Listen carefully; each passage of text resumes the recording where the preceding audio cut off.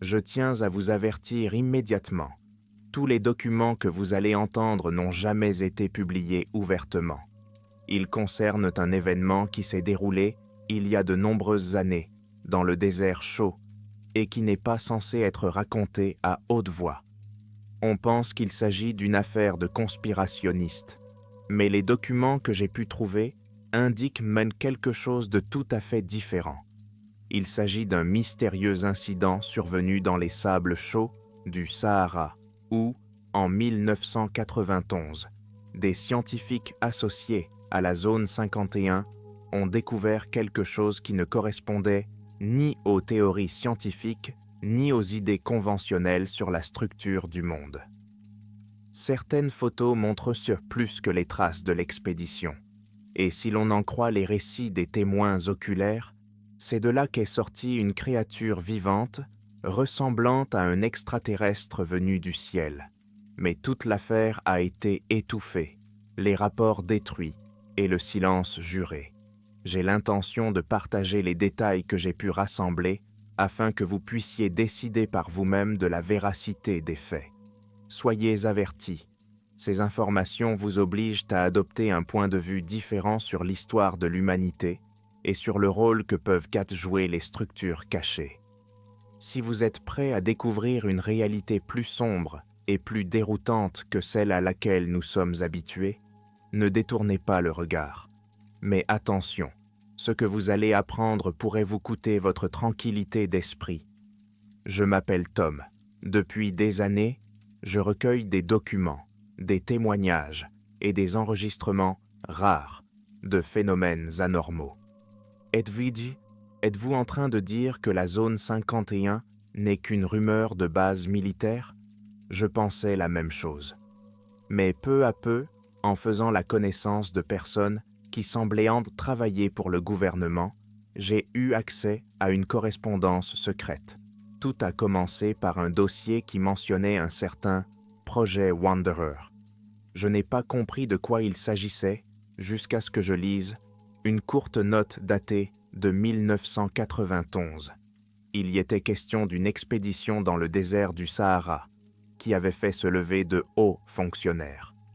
Elle mentionnait un mystérieux spécimen qui avait été retrouvé enterré dans les sables.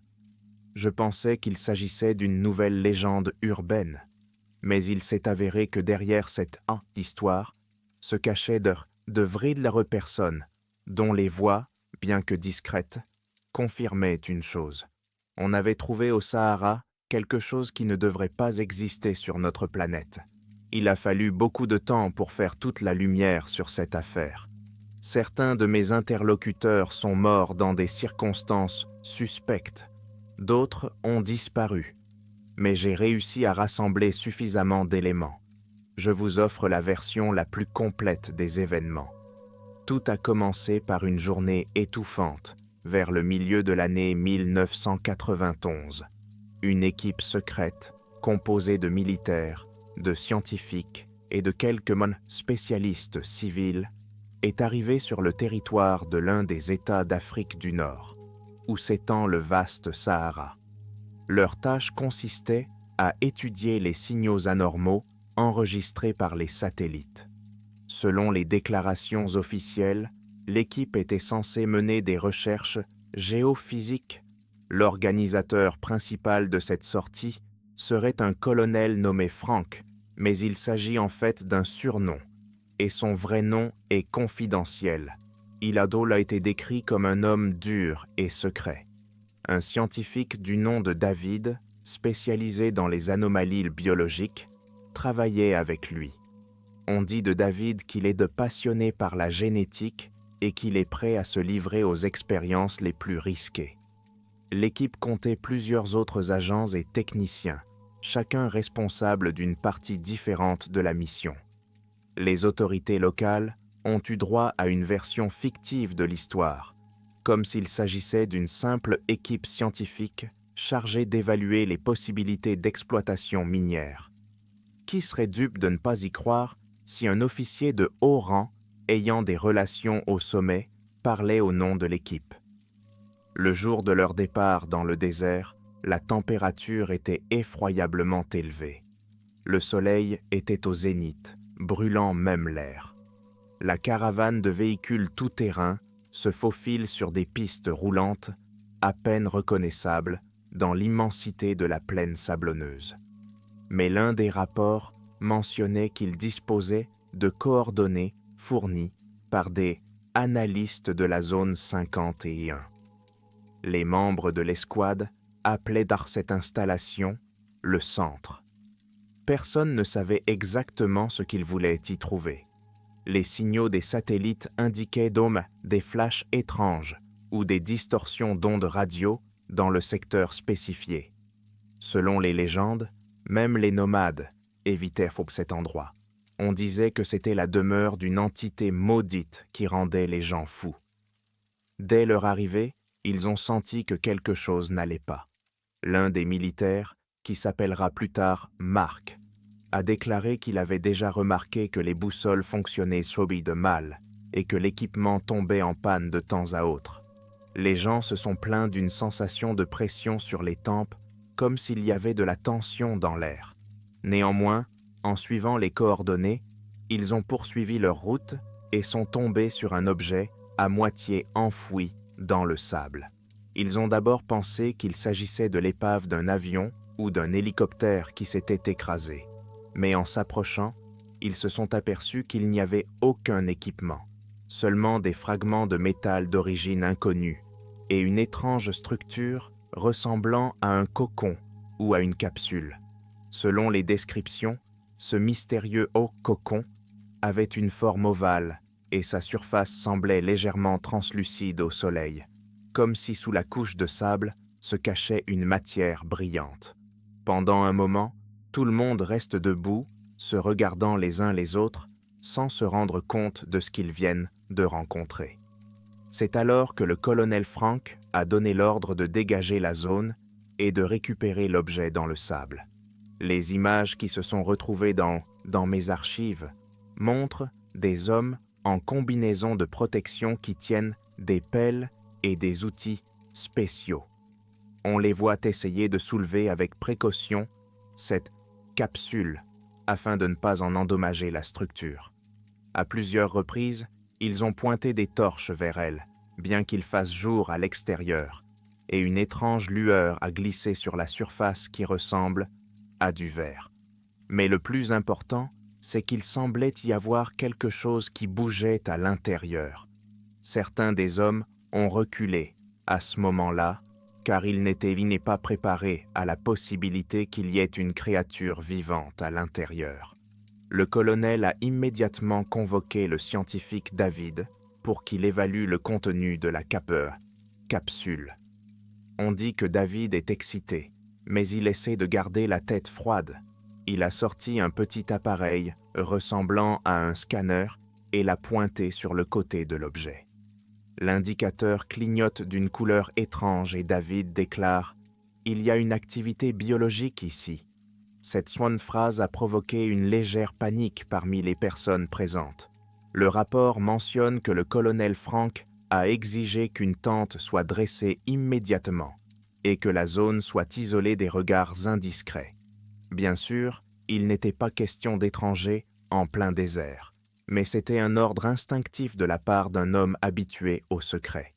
La capsule est apportée à l'intérieur de la tente, et les gardes reçoivent l'ordre de se tenir à distance et de ne laisser personne s'approcher.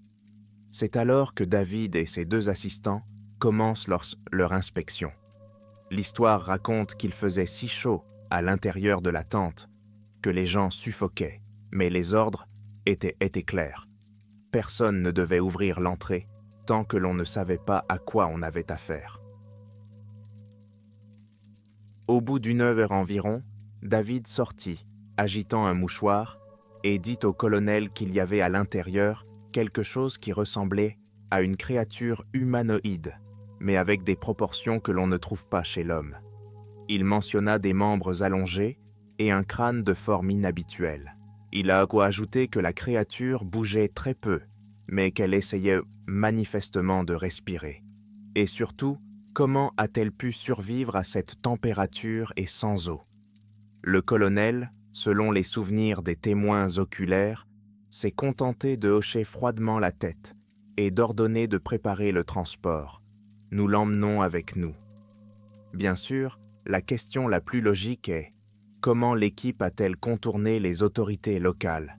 Officiellement, aucun pays n'avait autorisé l'armée américaine, même sous couvert de science, à exporter des échantillons biologiques.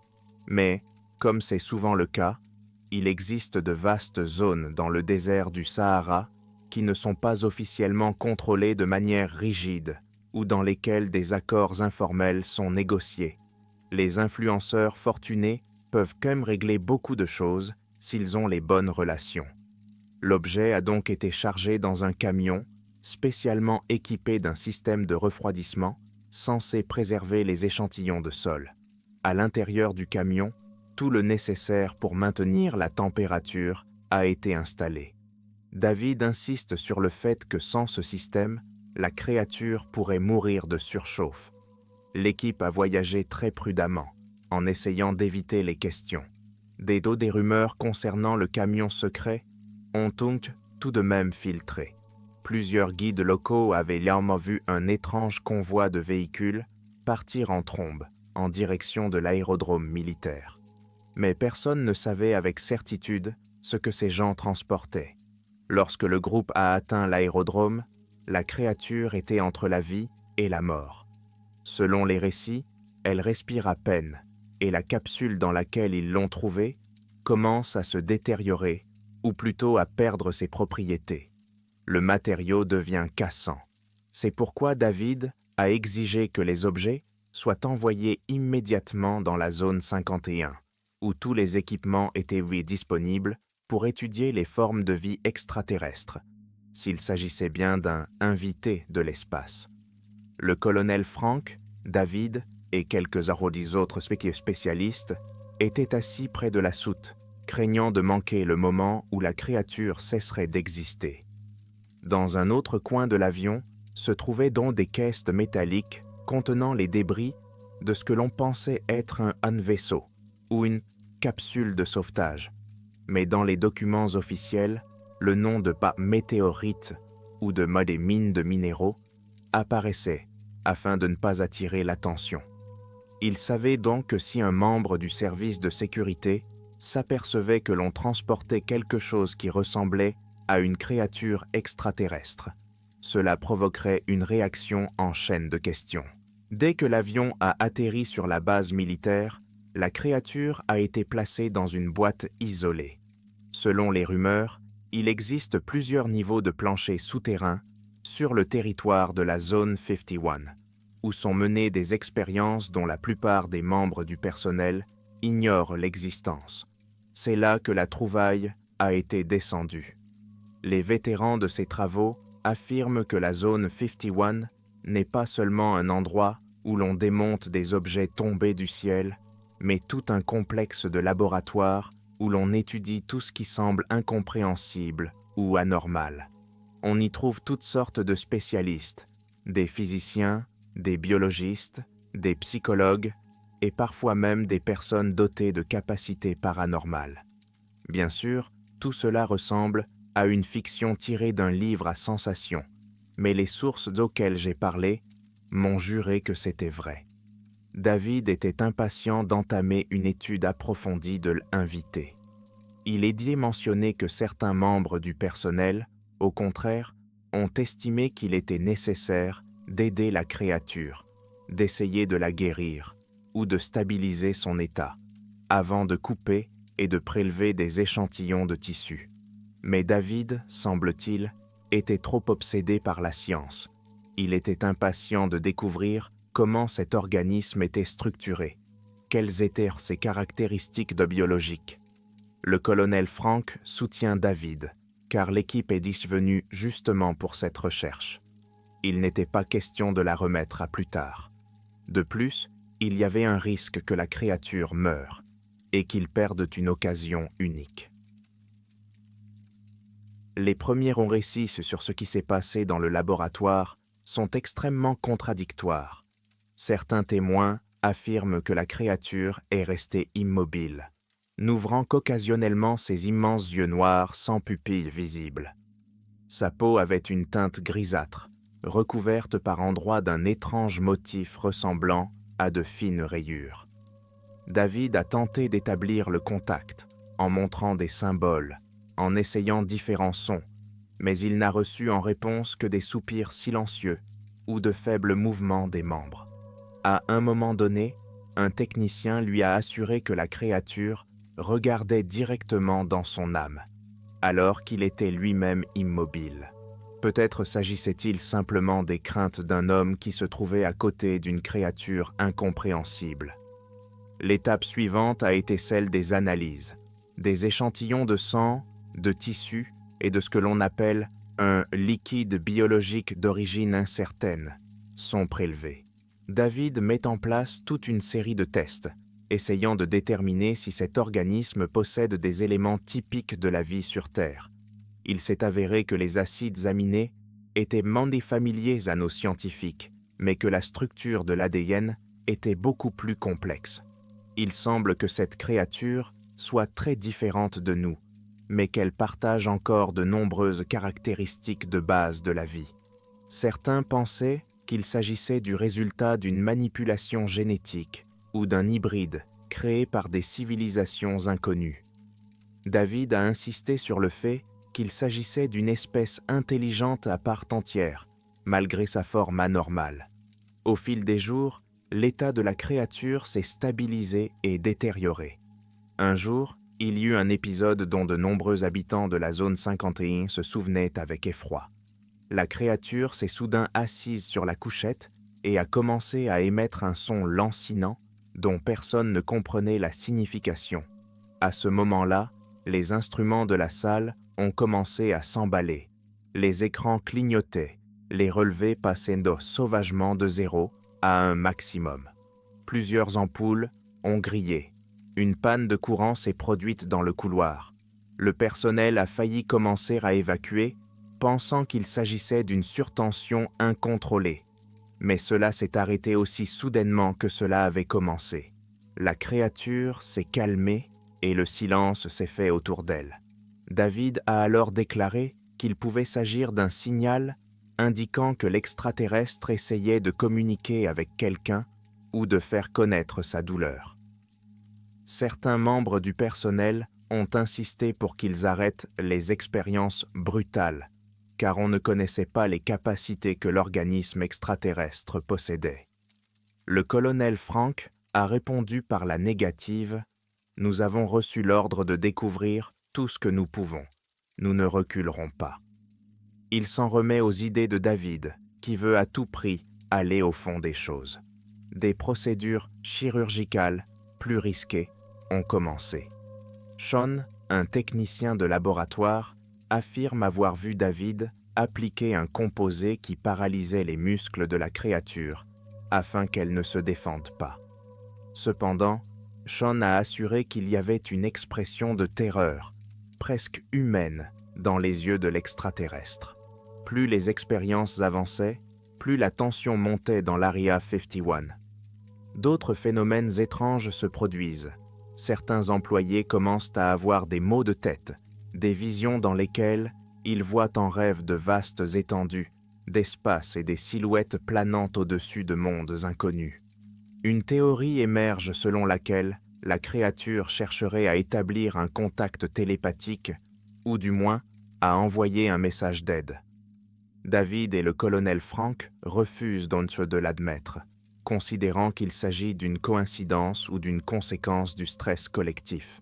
Mais même les gardiens les plus endurcis ressentent un malaise croissant lorsqu'ils s'approchent du bloc de laboratoire où l'extraterrestre est enfermé. Quelques semaines après le début des expériences, la créature commence à s'étioler de façon dramatique et sa peau prend une couleur presque blanchâtre. Ses médecins tirent sur la sonnette d'alarme. Elle ne semble pas adaptée aux conditions créées par les humains. David, au contraire, décide que c'est l'occasion d'étudier comment le corps réagit à des facteurs critiques et poursuit ses recherches. Des témoins oculaires raconte qu'il était interdit au personnel de divulguer la moindre information sur l'état du spécimen et la menace de sa mort. À un moment donné, les superviseurs du projet, venus de Washington, ont insisté pour que l'équipe de David soit remplacée par un groupe plus humain qui restaurerait la créature et ne se contenterait pas de la disséquer. Mais le colonel Frank est têtu et il a de puissants mécènes. Les deux recherches se poursuivent donc sans relâche. Par une étrange coïncidence, quelques jours plus tard, ces conservateurs disparurent de la zone 51, rappelés d'urgence pour affaires urgentes. En conséquence, David a poursuivi son travail pratiquement sans être contrôlé. On dit qu'il fait des injections directes de substances affectant les cellules nerveuses. Il essayait d'induire diverses réactions réflexes chez l'extraterrestre. Pendant ce temps, l'état de santé de David soulève également des questions. Il commence à marcher pâlement, ne dort presque plus, et reste assis dans le laboratoire pendant des jours, prenant des notes et se parlant parfois à lui-même. Il arrive une période où les prélèvements atteignent un point critique. Le corps de l'extraterrestre est tellement affaibli qu'il peut mourir à tout moment. Les médecins proposent donc de le sédater et d'essayer de stabiliser son rythme cardiaque, qui est à peine traçable. Mais David insiste sur une autre expérience. Il voulait tester une hypothèse sur la capacité de la créature à se régénérer si on lui créait un environnement spécial. Le colonel, déjà fatigué de toute cette histoire, donna néanmoins son accord, espérant probablement une avancée qui pourrait être rapportée à ses supérieurs. Un réservoir spécial a été rempli d'un liquide dont la composition a été gardée secrète. Au début, il a semblé que la créature prenait réellement vie, car les capteurs ont commencé à indiquer un rythme cardiaque plus régulier, mais l'effet n'a pas duré longtemps. Immédiatement après, une réaction en chaîne s'est produite. Le niveau d'oxygène dans le sang de l'extraterrestre a chuté, les organes internes, selon le rapport de David, se sont lentement éteints. Un peu plus tard, le champ électromagnétique du laboratoire a été soudainement perturbé, provoquant des étincelles dans les équipements. À ce moment-là, selon ces rapports, la créature a ouvert les yeux et a émis le même son étrange de pulsation que le personnel avait entendu auparavant. Des motifs sont apparus sous sa peau et ont été éclairés d'une lumière bleutée. Et soudain, la boîte dans laquelle elle se trouvait s'est mise à clignoter de manière aveuglante, presque comme un éclair. Certains témoins se souviennent avoir presque perdu la vue pendant plusieurs minutes. Lorsque le phénomène s'est estompé, il ne restait plus qu'un corps immobile, sans aucun signe de vie. David, abasourdi, a marmonné qu'il ne s'attendait pas à une telle chose. Les médecins militaires accourent, le personnel de sécurité aussi, mais il est trop tard. L'extraterrestre était mort, ou dans un état qui ressemblait à la mort. Toutes les tentatives de réanimation ont échoué. On dit que le colonel Frank est y resté silencieux en regardant l'équipement brisé, puis qu'il est sorti en claquant bruyamment la porte. Le personnel passe le reste de la journée dans une peur étouffée. Même ceux qui pensaient depuis longtemps qu'il pouvait y avoir des extraterrestres sur la base ne s'attendaient même pas à voir une telle chose en personne. Mais l'histoire ne s'arrêta pas là. Bientôt, l'ordre fut donné d'emmener le corps à un niveau encore plus secret, inaccessible à la plupart des membres du personnel. Là, ils allaient procéder à une autopsie détaillée et éventuellement conserver des échantillons pour des recherches ultérieures. David avait exigé d'être autorisé à participer puisqu'il était responsable du projet depuis le début. Le colonel Frank n'y a pas vu d'inconvénient, mais la décision a été inversée au sommet. Un autre superviseur a été soudainement nommé et David Astis a été suspendu parce qu'il avait besoin d'un traitement contre le stress. On suppose que ceux qui tenaient tous les fils du projet ne voulaient même pas laisser David à la barre parce qu'il était trop immergé dans le côté obscur des expériences et qu'il avait perdu son objectivité. Bientôt, toutes les personnes impliquées dans cette expédition et dans la livraison de la créature ont signé des accords de non-divulgation encore plus stricts. Le colonel Frank était parti pour une nouvelle mission. Les gardes ont été remplacés. Toute la documentation sur le projet Wanderer a été classée dans une classification qui n'a pas été levée à ce jour. Il n'existe que des indices indirects et des copies individuelles de dossiers qui ont échappé aux archives. Celle que j'ai réussi à trouver indique sans ambiguïté qu'une créature extraterrestre vivante a effectivement été amenée dans la zone 51 et que des expériences inhumaines ont été menées sur elle. Mais officiellement, rien de tel n'existe et n'existera probablement jamais. David lui-même, selon certains rapports, n'a pas pu supporter la pression psychologique. La rumeur veut qu'il ait laissé derrière lui plusieurs journaux intimes dans lesquels il décrit son contact avec l'esprit qui n'est pas d'ici. Il était question de rêves, de voix qui lui parlaient en lui demandant d'arrêter, le menaçant de représailles.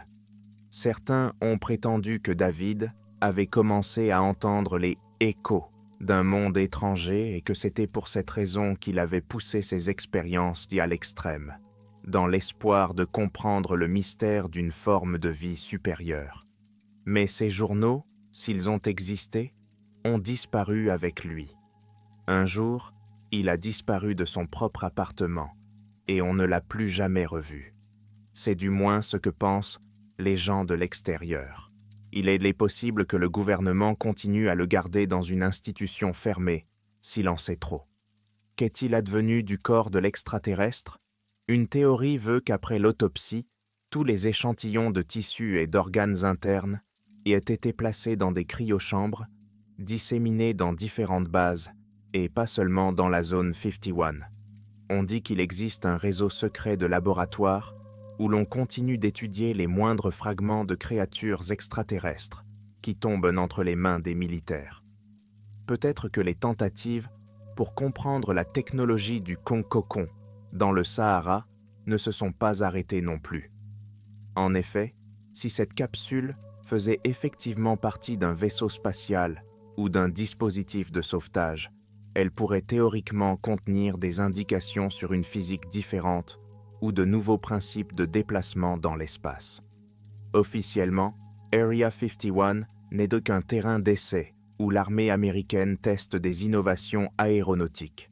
Aucun gouvernement ne reconnaît l'existence de formes de vie extraterrestres, même si beaucoup disposent d'unités distinctes dédiées à la recherche d'anomalies.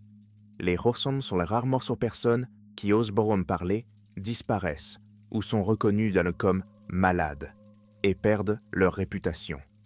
Sur le site de la découverte du désert du Sahara, il ne reste que des traces d'ornières, de voitures effacées depuis longtemps par le vent et le sable.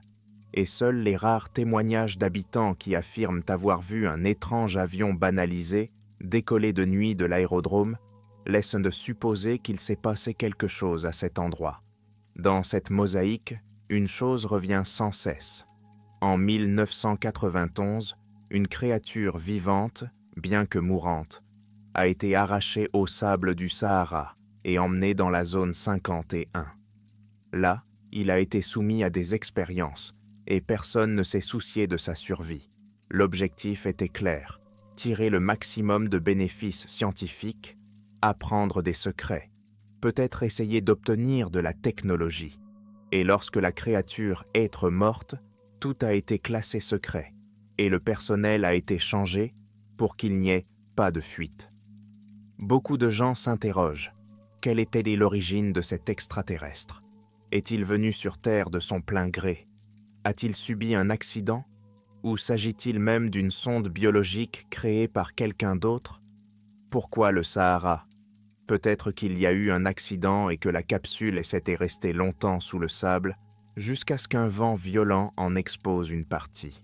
La question se pose également de savoir si la créature est réellement morte ou si elle est simplement entrée dans un état que nos instruments en ont reconnu comme étant la mort. Qui sait si elle n'existe pas encore dans les caves secrètes de la zone 51, dans un état de congélation, ou, plus terrifiante encore, si elle ne s'est pas réveillée après une anabiose. Dans mes tentatives, pour obtenir des réponses, j'ai remarqué à plusieurs reprises que l'on essayait de se débarrasser de moi en me poussant sur de fausses patraces. Ils ont essayé de me compromettre, de me glisser des documents fictifs pour me faire passer pour un imposteur. Mais plus la suspicion s'installait autour de moi, plus je me rendais compte que la vérité avait des dents. Et plus on la craint, plus on la cache. J'ai appris que les expériences menées dans la zone 51 se sont poursuivies après l'année 1991 et que le projet Wanderer n'était qu'un des nombreux projets liés à ces découvertes. La probabilité que nous ayons été en contact avec une intelligence extraterrestre plus d'une fois n'est donc pas nulle. Oui, officiellement tout est en nié, mais ceux qui ont vu de telles choses de leurs propres yeux disent que nous ne sommes que des pions dans le jeu de force beaucoup plus puissante. Souvent, je me souviens que les locaux autour du même point dans le Sahara ont raconté de terribles légendes sur « et l'esprit des étoiles » qui errent la nuit et provoquent des visions de voyageurs. Il peut s'agir de fictions ou d'images déformées, mais les légendes reposent souvent sur des bases réelles. Si cette créature a passé de nombreuses années à cet endroit, plongée dans une sorte de sommeil, il est probable que sa présence ait pu influencer la région.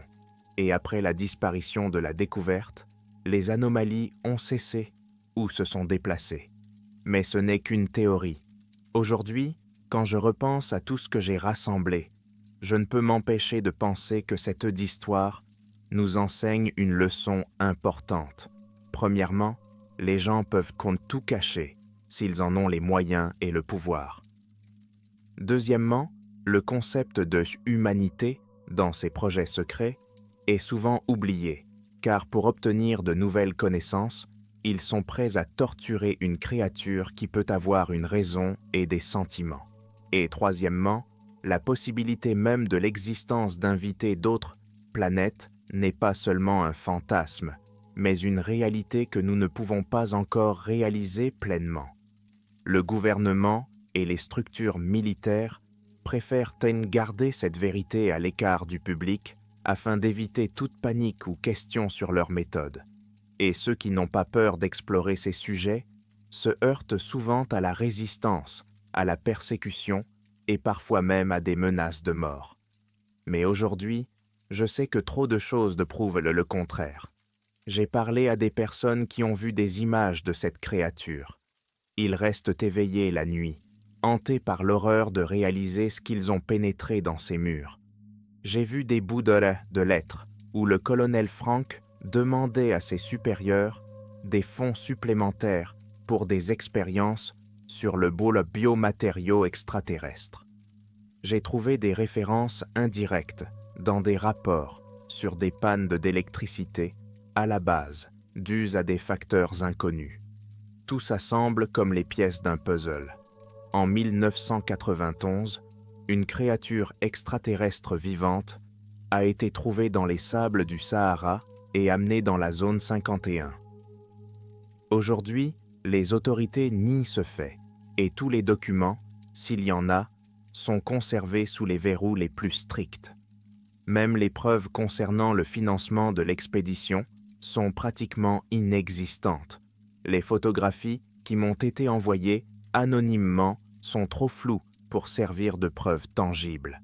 En revanche, les enregistrements audio des entretiens avec d'anciens membres de la Task Force, ainsi que leur disparition soudaine ou leur démission, constituent des éléments importants pour la manifestation de la vérité. Malheureusement, le public reste dans l'ignorance et la science officielle se contente de hausser les épaules. Nous ne pouvons pas confirmer, il n'y a pas de données. Quelqu'un me demande « Pourquoi cacher de telles informations ?» C'est une révolution dans la compréhension de l'univers. Mais imaginez les conséquences d'une telle nouvelle. La reconnaissance que nous ne sommes pas seuls dans l'univers, que la créature extraterrestre est réelle, que nous l'avons trouvée et torturée dans l'intérêt de la connaissance.